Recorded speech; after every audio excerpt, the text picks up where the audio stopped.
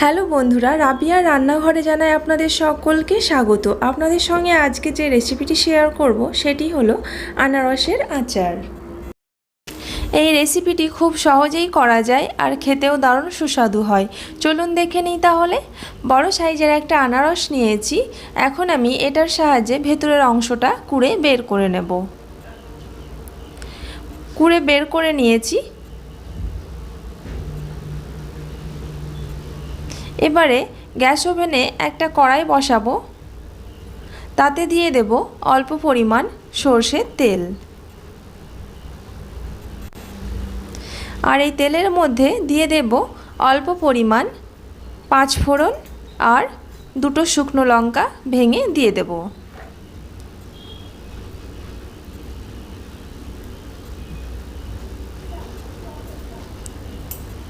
এখন একটু হালকা করে ভেজে নেব।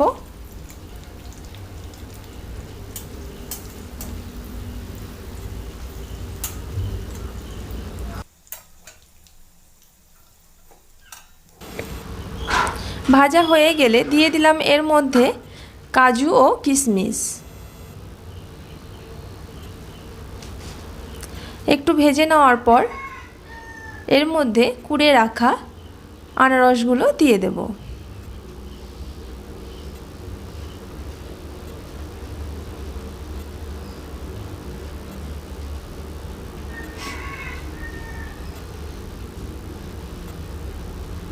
ভালোভাবে সব উপকরণ মিক্স করে নিচ্ছি।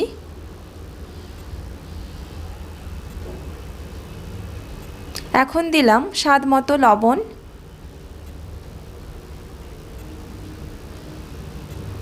অল্প পরিমাণ লঙ্কা গুঁড়ো দিলাম,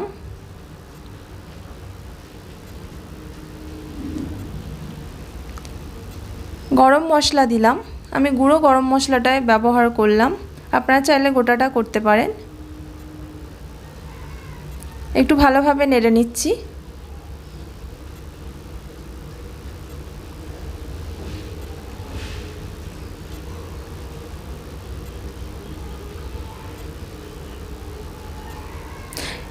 এবারে দিয়ে দিলাম স্বাদ মতো চিনি।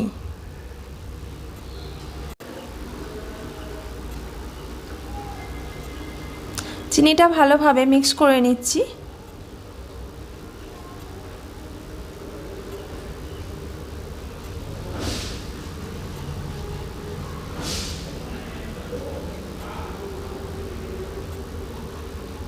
এখন একটা ঢাকা দিয়ে 10 মিনিট ভালোভাবে সেদ্ধ হতে দেব।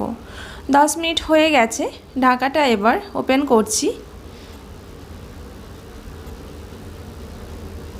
বেশ ভালোভাবে আনারসটা সেদ্ধ হয়ে গেছে। যেহেতু একটু ঝোল ঝোল রয়েছে তাই আরেকটু গ্যাস ওভেনে বসিয়ে রাখব। আঁচটা আমি হাই রেখেছি।